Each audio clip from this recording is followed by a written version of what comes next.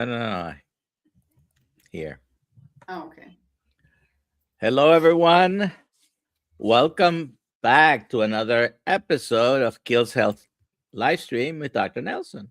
I'm your host, Dr. Nelson. Let me go live on Instagram, and I have an echo here. There we go.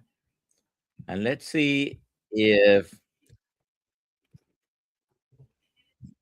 Rumble didn't go live and it doesn't. Oh, there we go. I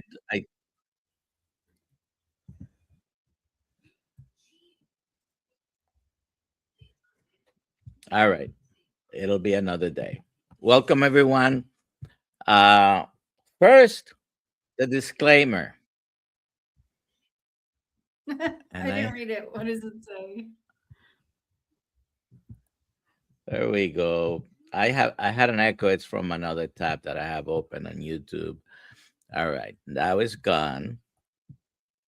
I am a doctor, but I'm not your doctor. All the information provided here is for educational and entertainment purposes only. Consult your healthcare provider for specific about advice about yourself. All right. But you're my doctor.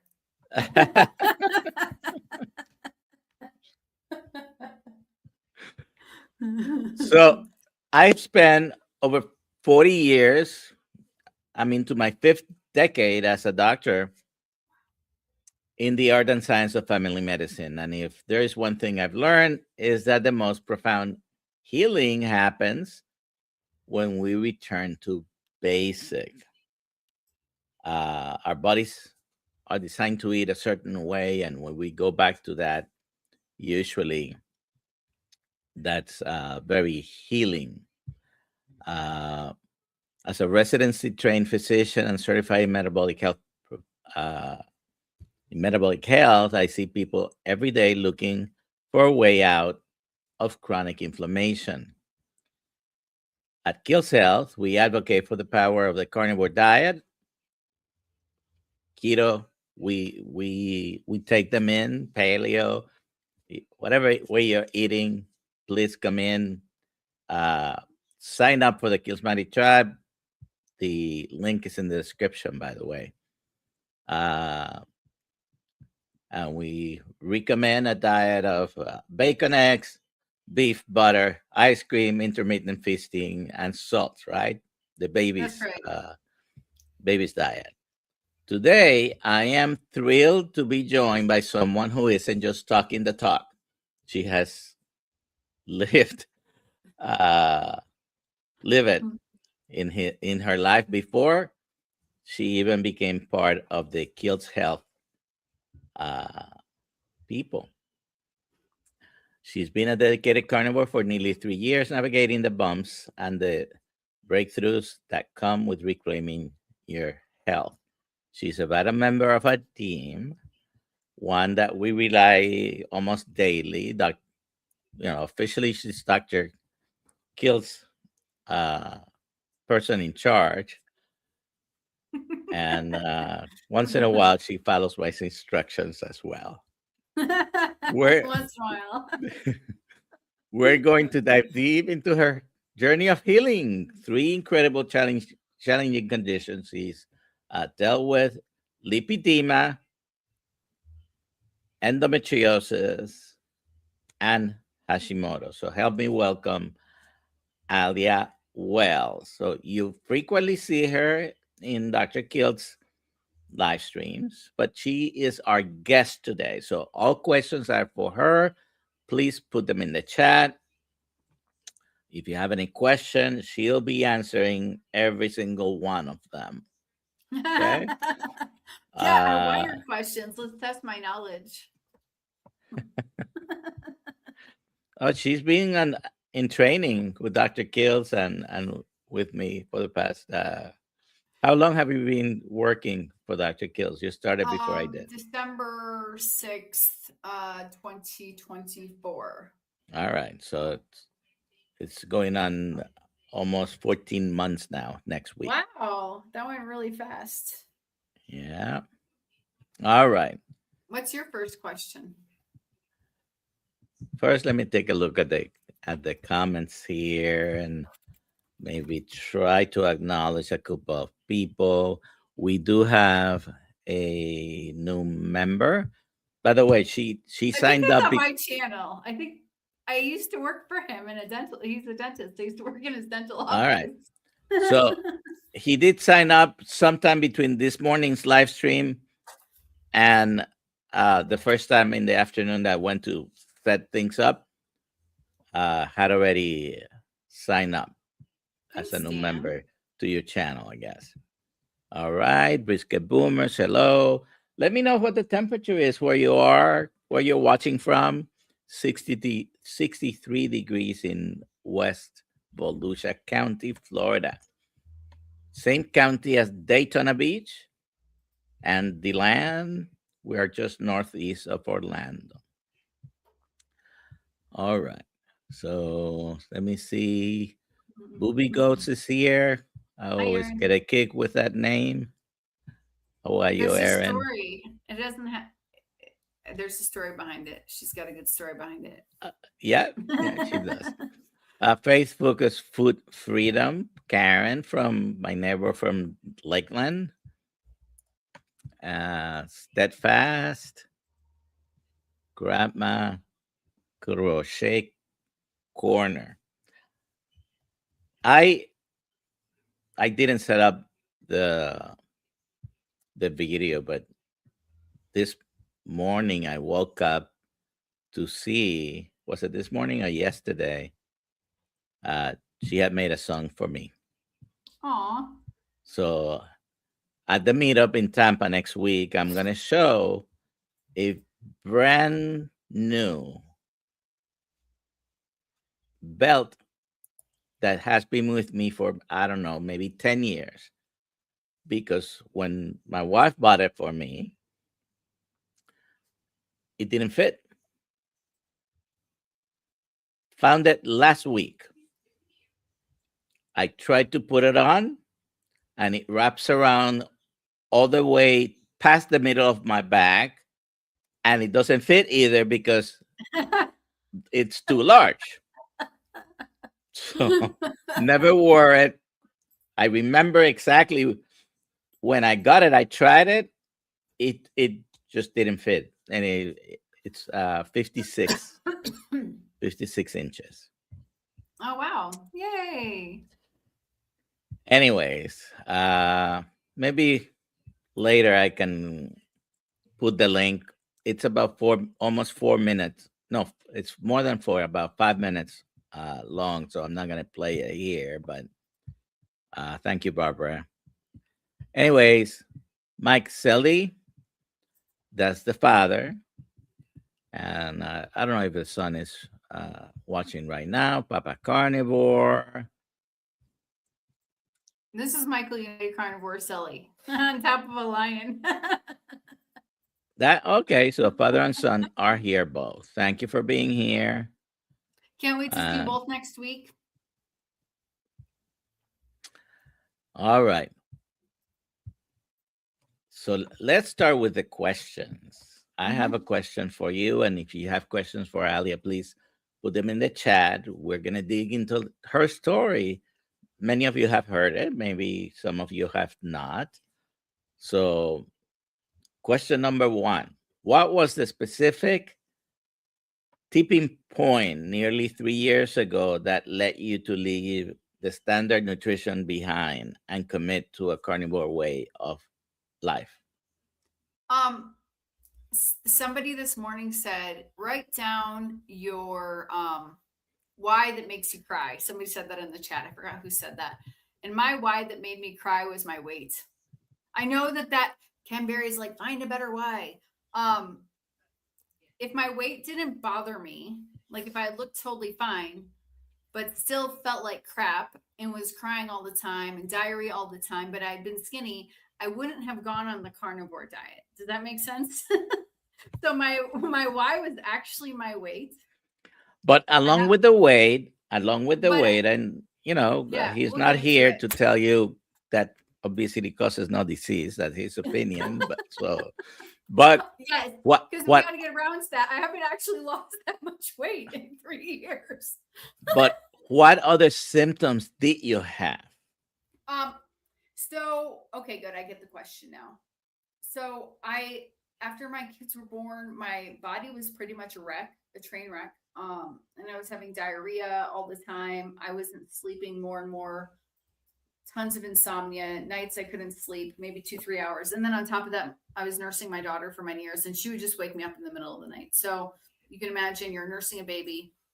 I nursed her for 3.5 years, and then you're not sleeping. Netflix is your best friend. And then you're working at 8 o'clock in the morning because you work from home. So you will go crazy. You will feel very bad. In addition, not sleeping. I was always upset, which was very very emotional, and that's not normal for me. Like completely not normal for me. If we go back earlier in life, I had a lot of menstrual troubles. I had a lot of pain. I believe I have endometriosis. And the reason I say I believe is because I was never diagnosed with it. And when I went to the doctor and I said I have unbearable period cramps, they would just say, just do this pill. And it's normal. Oh, everyone said it's normal. It's normal. It's normal. So you think something is normal, it's extremely painful. So something's wrong with you. Like something that's debilitatingly painful, like you can't get off your office floor because you're in pain. And luckily you were an executive and you could lock the door so nobody would see you on the floor when you were meant to be working. You know what I mean? Because you can't leave. You have to be working. But these normal pains that I dealt with for from the age of 14 to whenever carnivore, it got better after I had kids. But the point is that lots of pain. These are things that I dealt with. Lots of diarrhea, lots of IBS issues, not sleeping, very emotional. Things would make me cry that shouldn't make me cry. And always wondering why I couldn't be happy or why I couldn't feel happy, even though I would show it on the outside. And my husband's listening to me right now, so I don't know what conversations we're going to have after this. I don't know what. You never told me that. So, yeah. But I'm very good at seeming happy, but then not being happy. But he also saw it when I was like, why are you crying about this? Sort of like, why is that upsetting to you? Anyways, these were the tipping point things, but really I was just trying to lose weight.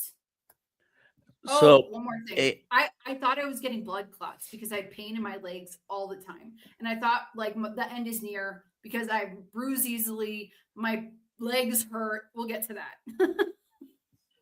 We'll get to that. So a bunch of things. It was only your weight. That was the only reason I started carnivore. So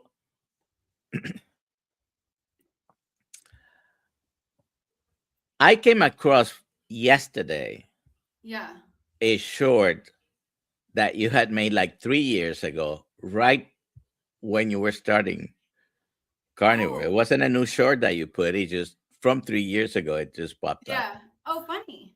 And you had been just a few days into carnivore, and you were already feeling amazing. I was sleeping, and then I was like automatically waking up at sunrise. And we lived in this beautiful condo, gated community, so I could just go outside and walk around. And I'm like, wow, it's 5 a.m. I have energy. I don't feel like death. This is incredible. All right. So you mentioned the endometriosis and why you think you were not actually diagnosed by the physician with that. No. But you did have multiple symptoms from it, and it was most likely that because it can be very painful. Inflammation, carnivore diet took care of that. Yeah. And do you we don't need to get too personal, but you're still a menstruating female. Yep. And it's like crazy. I want to say, and I don't know how many younger women are watching this, maybe booby goats, but like terrible periods my whole life. 39 years old, my period gets normal, like clockwork every 28 days. Like that's weird. Like why is that happening at 39? So I know why now it's regular. Yeah.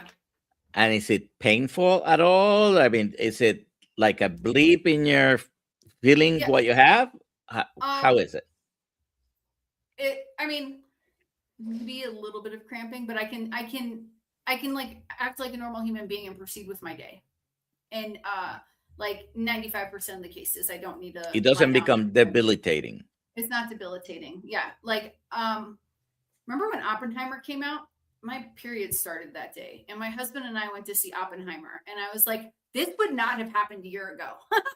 I would have been in bed. All So, right. improvement of quality of life. I do want to say one more thing. Now you're making me remember.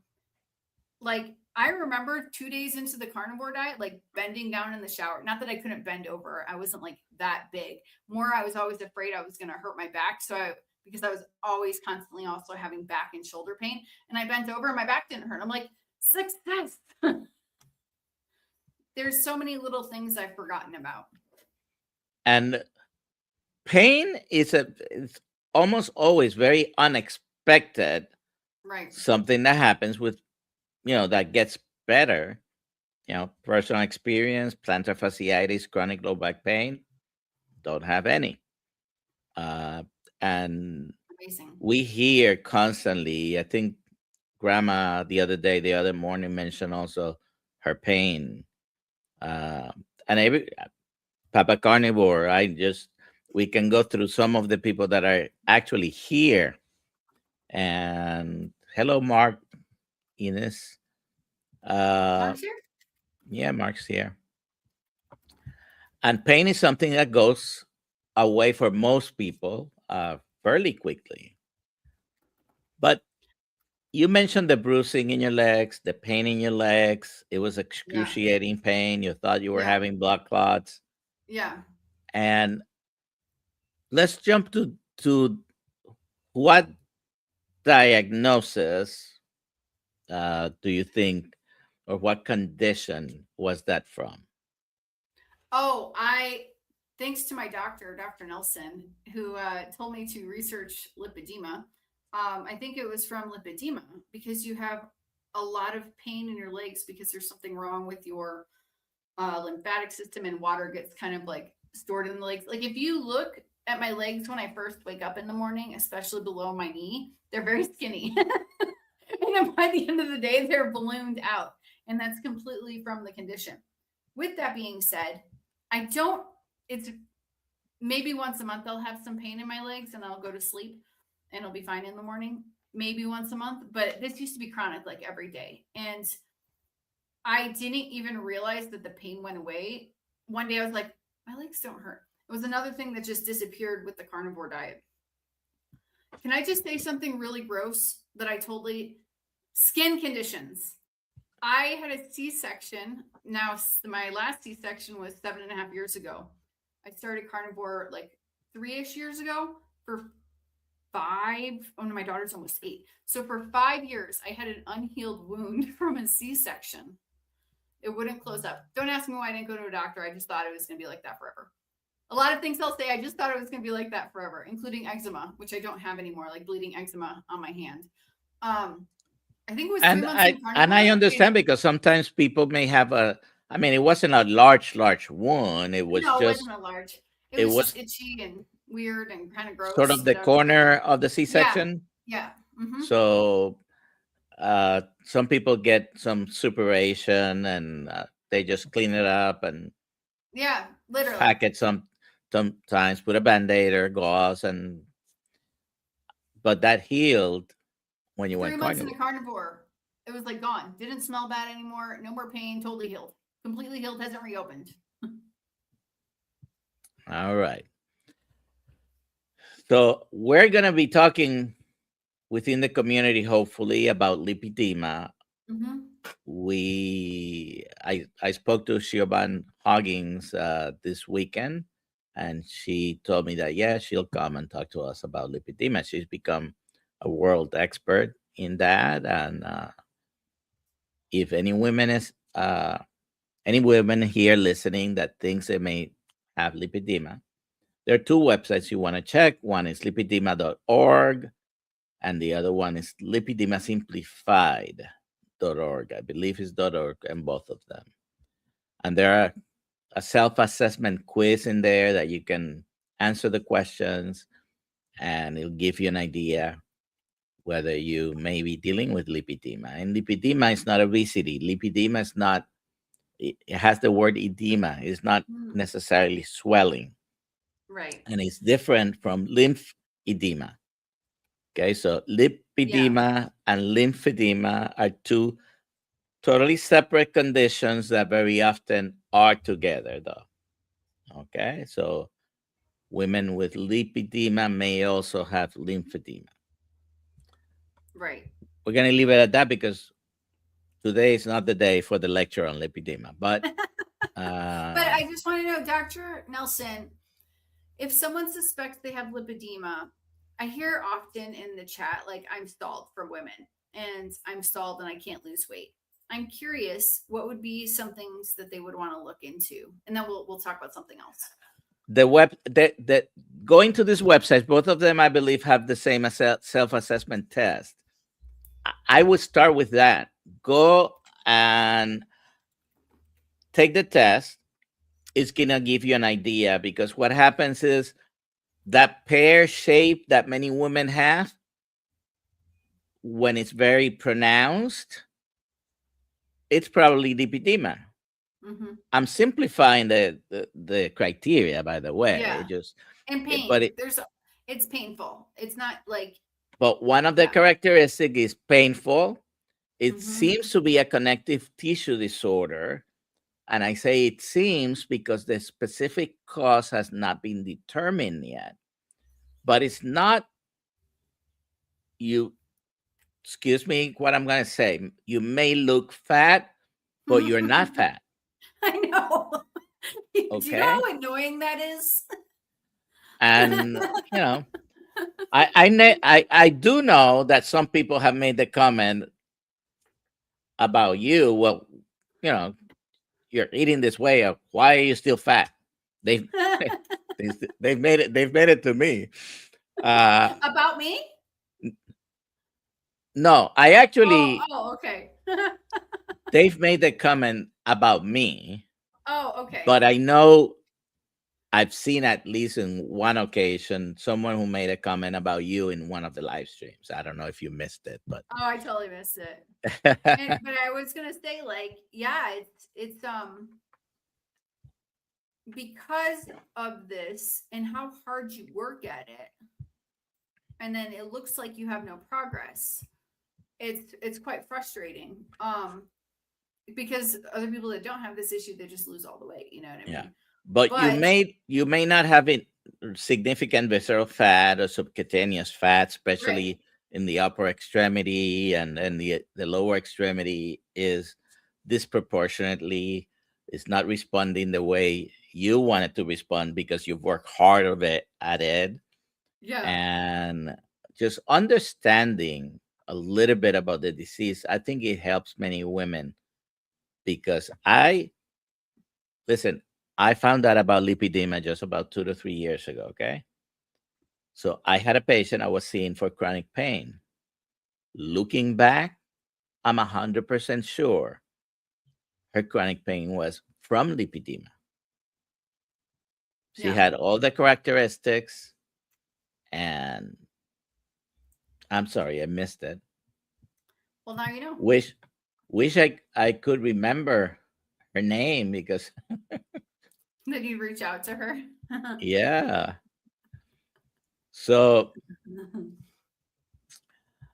and if you go to this website that I mentioned, lipedema.org and lipedema simplified, there are pictures there, and there are questions. If you think you're dealing with this, I'll tell you something that many women have, and they don't realize it might be because of this. There is a cuffing phenomenon that happens. Your legs, in some phenotypes of lipedema, it stops at the knee. In some others, stops at the ankles. But when it goes down to the ankles or the wrists, it stops. It never includes the foot or the hand. and it Right. looks like you had cuffs in there causing pressure, and so they call it a cuffing phenomenon. If you have that, maybe you didn't know what it was. uh that's Now, I do have a bunch of questions, and but Let's there are get to some of questions them. were questions from the audience, so I'm gonna go ahead and start going over Oh, those. oh, sorry, I clicked the button. I'm so used to clicking. You're the guest here today. All right. So Grandma Nina, 25.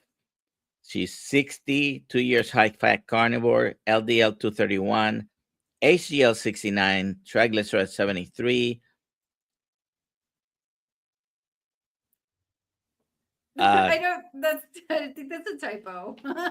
that is a typo because I don't think HDLs can go into thousands because it says 7764. So please clarify if you can, Grandma Nina, what that number is. Small particles number of LDL, 321.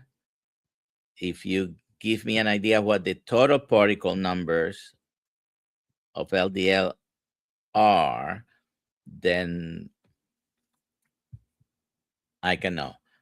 As an example, unfortunately, my LDL particles was 1,000, about 600. My small LDL is too high. That was 2 years ago. I haven't looked at it. A1C 5.4, CAC score 50. Told cardiologist no statins. He said to do the injectables. Those are worse medications, I think, than even the statins, but they're being used. Or to participate in Verbi trial. I have reviewed some of the results of the Repatha study, which they stopped at about 2 years. There was beginning to be a signal in the trials that Repatha decreased all cause mortality, but they stopped it before that signal became statistically significant. Food for thought, right? Your triglycerides are great. You basically have a 1-to-1 HDL to triglycerides or triglyceride to HDL ratio. Uh, LDL, it is high.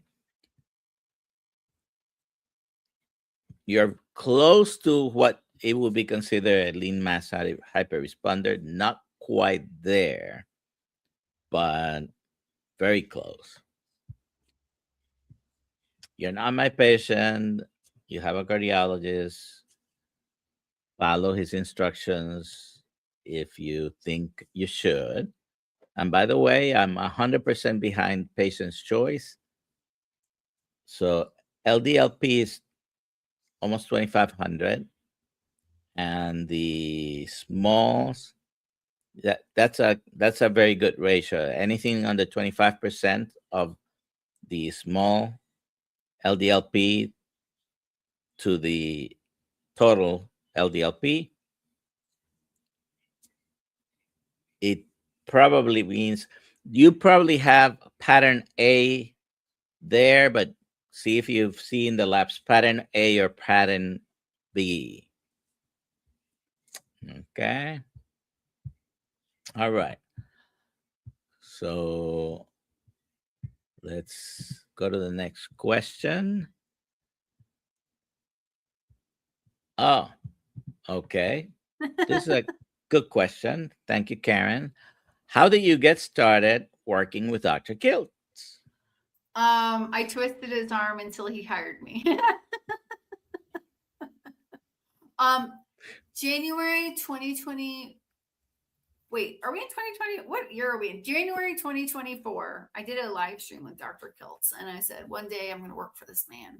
And I didn't say, and the job I wanted, he already had somebody for. So I didn't say anything to him at that moment because that would be rude. And then later that year, my husband and I were talking because I wanted to change my career path, but I had no idea what I would do. And then 3 days later, Dr. Kiltz posted on Instagram that he was hiring the job I wanted. So I reached out and yeah, and texted him and called him and texted him some more. And then we talked, and that's how it happened. All right. What's your official position, by the way? My official position is Kiltz Health Engagement Lead, meaning I lead engagement. That's why I'm so engaged, because I'm so engaging. So this question is about your next engagement next week. Oh, yeah, exactly. Will Alia be at the meetup next week? Dr. Nelson, do you want to answer that question? Now, yes, she is. Up until yesterday, she didn't know she was going to be, but she is. So she'll be getting there Wednesday, right? Yeah, Wednesday. I'm leaving here Tuesday, so yeah, I'll be alive on Wednesday. Gary, I will be happy to meet you and your son. That'll be fun. All right. So, Grandma Crochet Corner, Barbara's asking, I've been listening to this channel for a bit, and I have heard the food ice cream a few times. What actually is this ice cream really? I'm sure it isn't store-bought ice cream. You're correct, Grandma. I'm going to let Alia, who's the guest today, answer that question. What is Kiltz ice cream?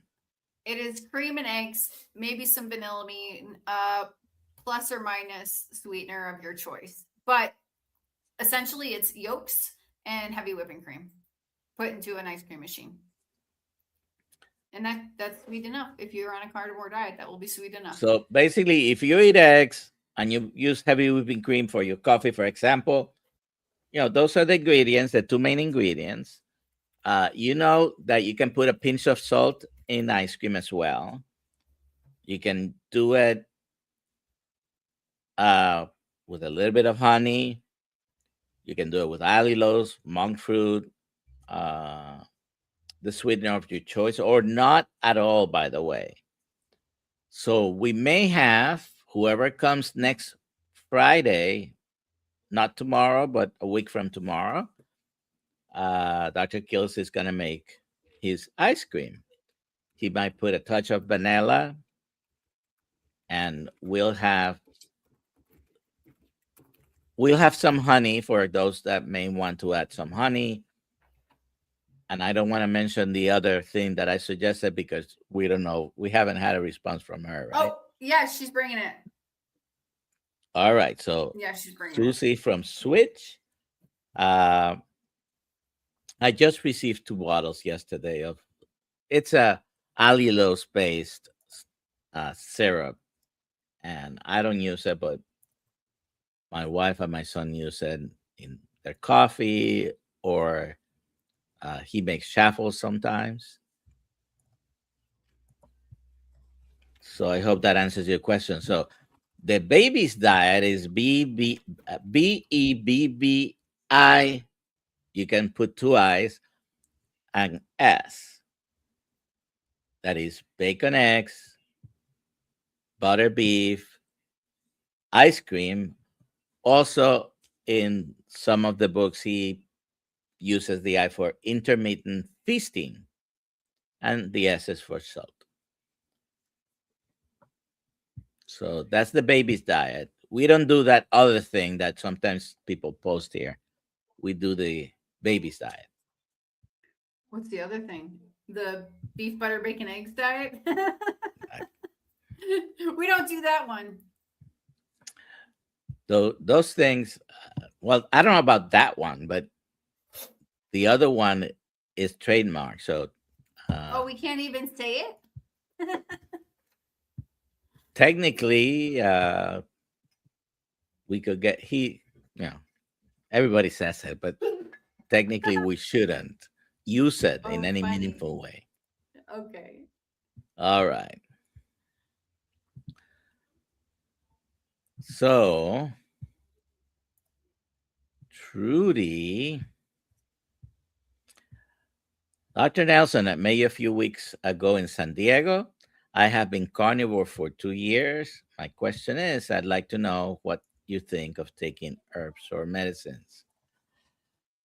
Through some of my struggles, I used plenty of herbal supplements while it was 7 out of a list I have of 10 anti-glutamic or anti-glutamase herbal remedies.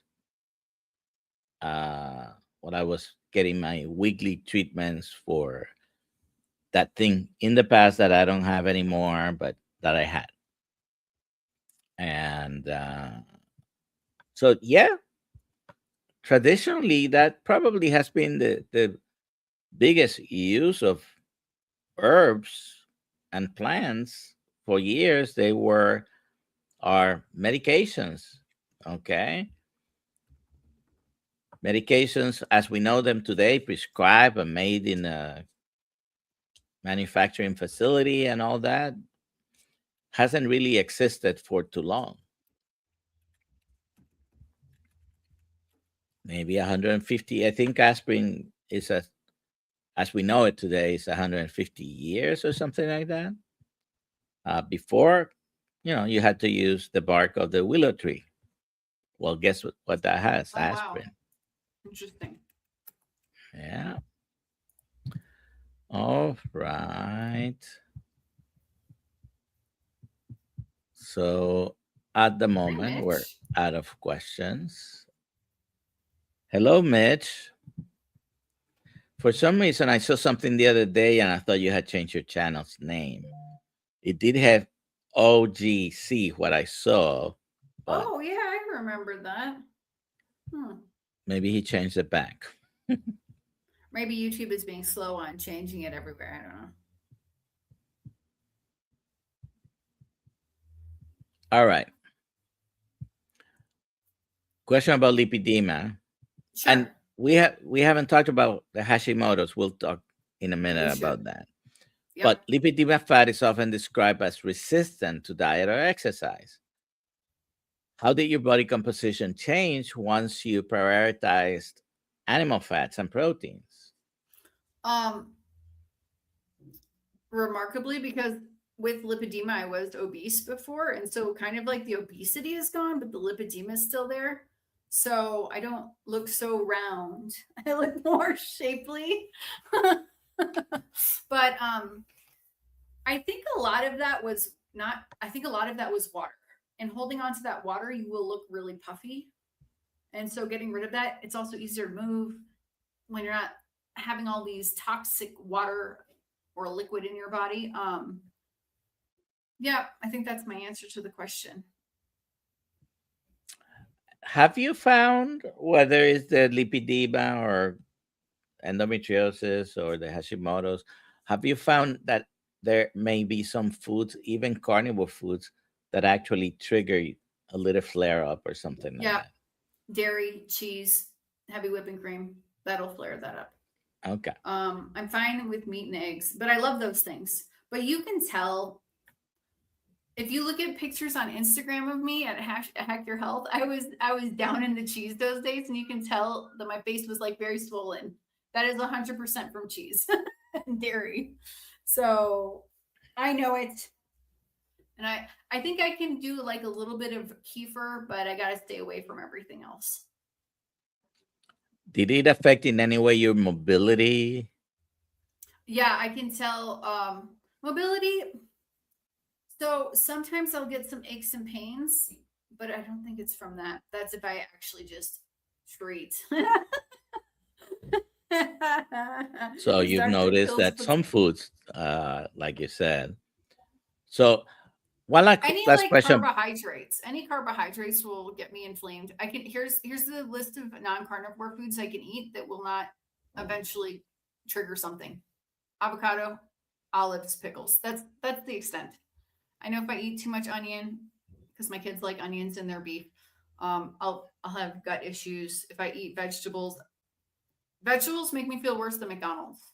I can go eat McDonald's and just gain weight. I eat vegetables, and in 3 days I'll be in bed. and not able to move. Yeah.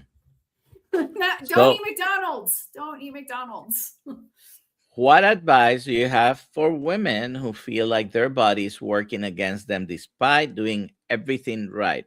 Everything right that the typical out there advice gives you, right? Like they're on carnivore? You're on carnivore No, already? Oh, they're not on according to the carnivore. traditional diet advice, they're doing everything right. What will be your advice Oh, okay. to My them? advice would be to research the people that talk about a carnivore diet, like Dr. Kiltz, Anthony Chafee, Ken Berry. Ken Berry is actually the reason I started carnivore, but I got to back up. Watched a video from Eric Berg interviewing a carnivore from like a couple of years ago, and that's actually what got me interested in carnivore. But research really what that is, um, and see if there's a possibility that that's something that you could get yourself onto. Meaning, slowly but surely get rid of the things that are not carnivore and see how you feel along the way, starting with getting rid of grains and seed oils and then progressing over, because you're going to notice at each step that you feel a little bit better, and that maybe you'll realize all the food and all the propaganda out there is garbage and there is a proper way to eat. I don't know if everyone needs to do the carnivore diet, but I think everyone should try it out. All right. Well, you mentioned Dr. Berry, and he talks about a spectrum, right? I agree with that. Yeah. There are some people that, if they're sicker, might need to do a more strict version. And there are some people that are able to have 20, 50, 100 grams of carbs a day. You still need to be selective.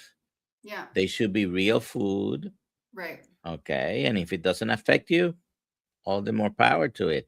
Recently, I think 2 days ago, Michaela Peterson disclosed that she has been able to add some plants, and more power to her, because she has been, she's a woman in her 30s, I believe, and she has had for most of her life had to eat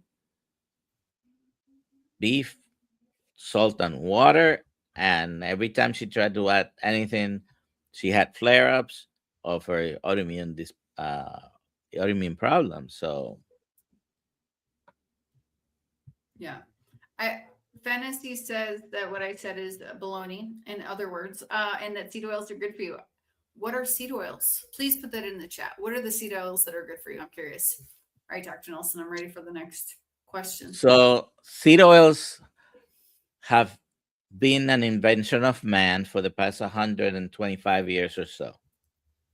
Before that, in our history, we didn't have seed oils. We didn't have oil made out of corn, rapeseed,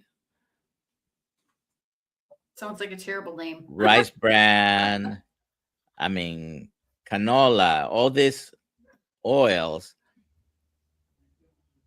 have, by the time they made it to a bottle for you to buy, they have been rancid because they are produced with very high heat. And polyunsaturated fatty acids are very unstable. Okay. If you want to use a vegetable source or a plant based oil, the only things I would probably recommend would be olive oil, avocado oil, and coconut oil. But all the other oils basically can produce inflammation. I had a personal experience when I started using a oil-based oil, and I liked it because I had some dry hands, a little bit of eczema in my hands, and the oil was very good for my skin. And I developed an acute pain that lasted for months. I had a pinched nerve in the neck, and it got irritated to the point that I was in severe pain constantly. Severe pain to the point that if I could take even a narcotic prescribed, but a narcotic I would have, except while I'm seeing a patient, the patient doesn't want me to be on any narcotics, right? So I Mm-hmm. couldn't take it even if I wanted because uh, I was using a lot of ibuprofen. The day I stopped using that oil, which was only used in my hands, within 3 days that the pain stopped. Wow. What was irritating and inflaming my nerve was that it wasn't even oil that was ingesting. That's crazy. Uh, there are studies where, for example, study the Minnesota coronary experiment. You can look it up. It was done with corn oil and animal fats. And I'm not going to go and do a complete recount, but the result of that was the corn oil group lowered their cholesterol. Great, right? Because everybody talks about how bad a high fat diet could be for cholesterol. Do you know what else was a result of that study? That the corn oil group had more strokes than the animal fat group. Oh, wow. So you want to lower cholesterol and have more strokes? You go at it. Uh, what was the result of that? The study was never published. It wasn't published until like 20 years later, 30. The principal investigator took his name off everything, and they basically put the study in a drawer somewhere. Crazy. The principal investigator was Ansel Keys. Hmm. The results didn't match what they were expecting, so it wasn't published. And this happens all the time. So not a lot of studies are not published because if it doesn't give you the result you're looking for and you don't agree with that, you might decide not to publish it. So if you think seed oils are good for you, go ahead and use them. I wouldn't use it even as a motor oil in my car, or maybe I would because they are good motor oil. Canola oil was a machinery lubricant, and most of these seed oils started as machinery lubricants. Okay, before we even had a bunch of cars. World War I, you needed you had tanks, you had machines, and you used canola oil for it. Okay, if you think a motor oil is good for your health, go ahead and do it. But I'm open to suggestions. If you prove to me that seed oils are good for you, I may listen to it. Good for hinges and the doors. All right.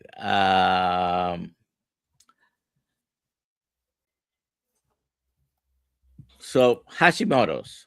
Yeah. Many Hashimoto patients struggle with cold intolerance and low energy. How was your energy before and after you changed your diet? Oh man, I was exhausted all the time. I was so tired.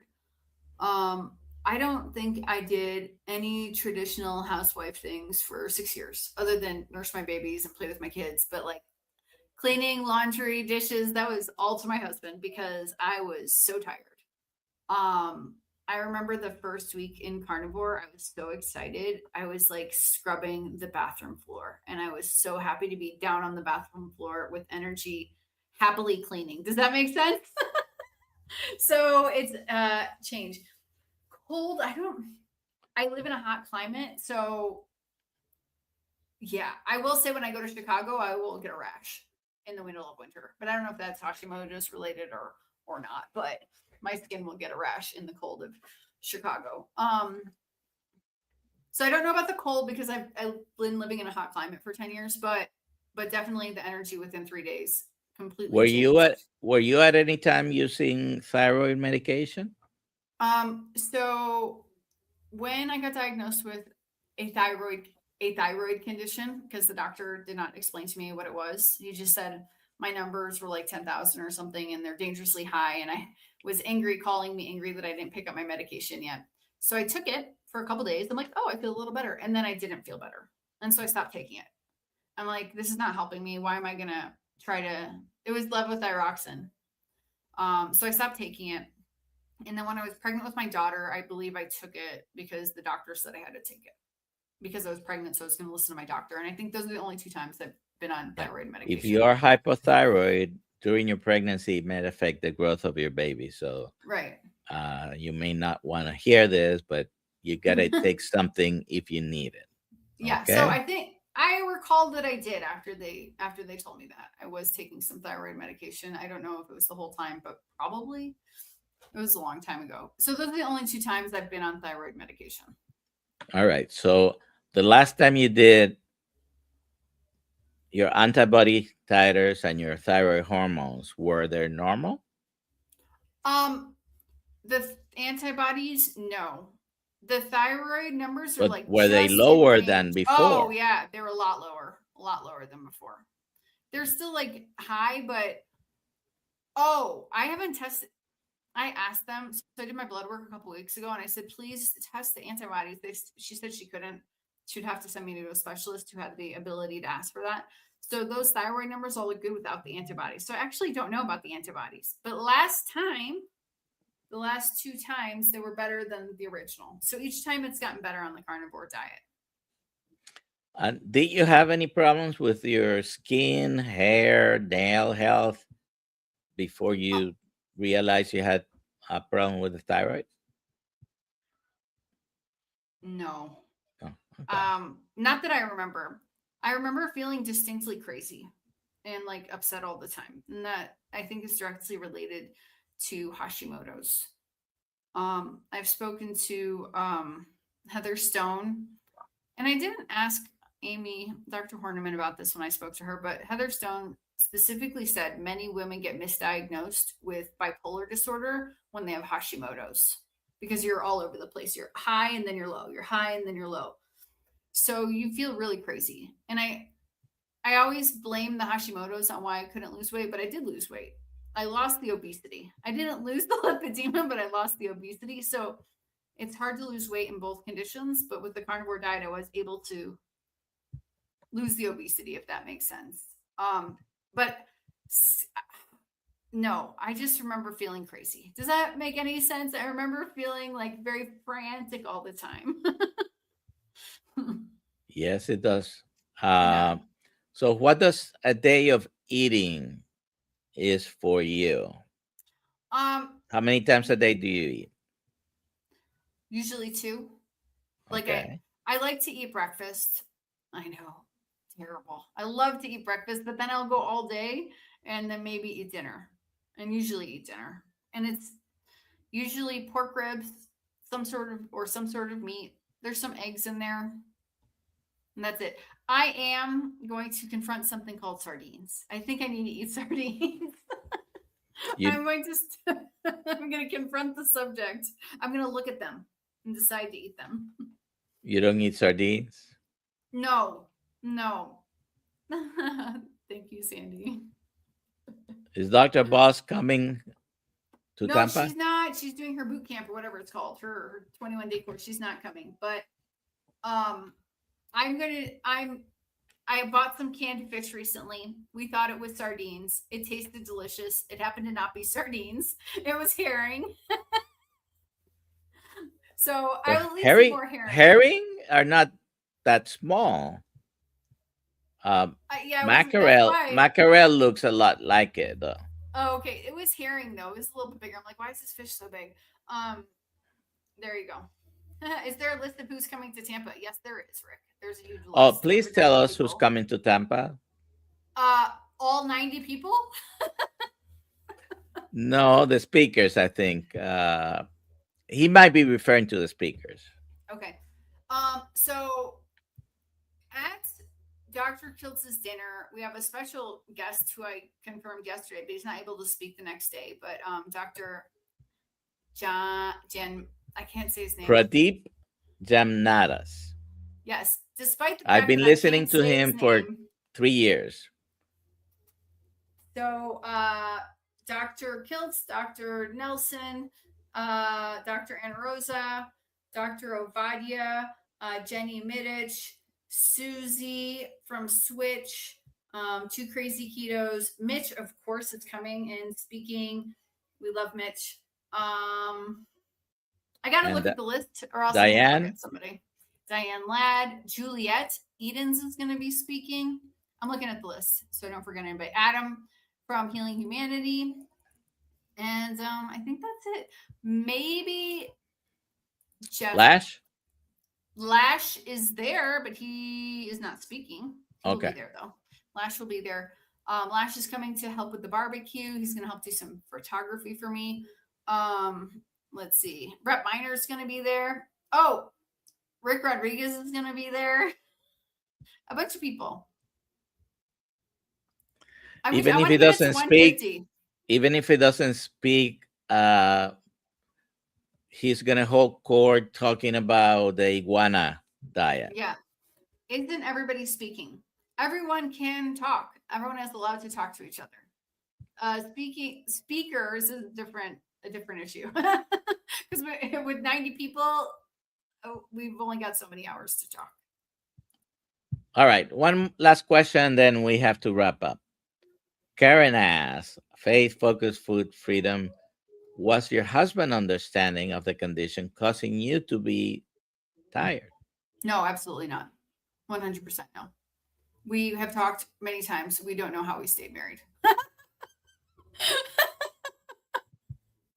But luckily we did. We survived and persevered. So it must have been more good there than not. But no, it was very rough for us, for both of us, for many years, because of, like, you marry somebody and then they have children and then they're a completely different, insane person. And they don't know why they're that way.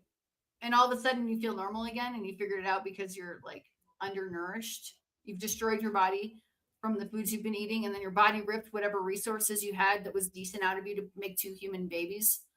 And then you feel like a nut job afterwards. So no, carnivore diet, I'm not going to say carnivore diet resolved our marriage, but it helped me to become sane so that we could have communication again and like really build our marriage stably.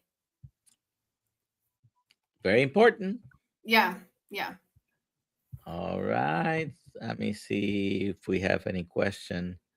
I used to have a lot of different aches and pains as well. Those are gone now. And this is Eat Healthy Fats in Instagram. And if I recognize the picture, it's Leon. Yeah, it's Leon. Eat Healthy Fats. So those comments don't show up in a StreamYard. And I'm going to have to figure out how to get the Rumble to work. Anyways. I haven't figured out. I gave up on Rumble. Where can people find you besides being in Dr. Kiltz live streams? Alia at drkiltz.com or Alia Jasmine Happy Healthy at gmail.com, but I don't see that email enough. So all right. Yeah. And do you have a YouTube channel?